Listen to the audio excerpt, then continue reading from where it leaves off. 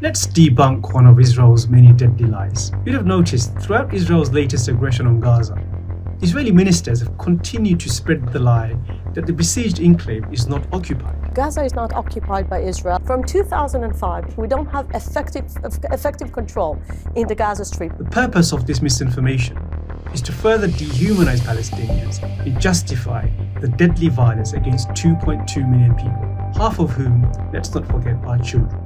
Look at these Palestinians. We gave them freedom and they reward us with violence, hate and terror.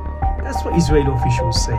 Instead of turning Gaza into the Singapore of the Middle East, they have turned it into a launchpad for terrorism. Instead of turning Gaza to a flourishing city, they took all the international support and they took it to build this underneath tunnel city. It became a terror city, an evil city. That's the lie Israel wants the world to accept. But is that really the case? So under the 2005 Israeli disengagement plan, Israel retained absolute authority over Gaza's airspace, territory and sea. And the key question here is, who has effective control? Does Israel pass the effective control test? And the answer is yes, it absolutely does. Without a shadow of a doubt, Israel has controlled Gaza from the air, land and sea, and over the course of a 16-year-long siege, turned the enclave into an open-air prison. And over the past week, Israelis themselves have debunked this claim in the clearest possible way.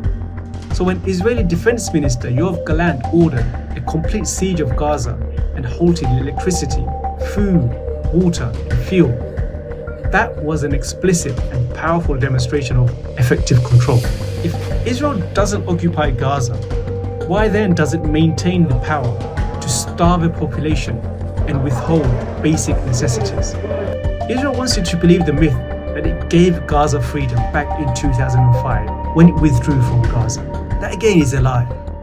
The absence of troops and the absence of illegal settlements, like we see in the occupied West Bank, does not mean the end of domination and control when you hold the power to cut off basic lifeline to a population. If Israel doesn't occupy Gaza, why then is it able to turn off the lights with a flick of a switch, stop Gazans from exporting their produce, cut Gazans from water with the turn of a tap, and have the final say over what can and cannot enter the strip?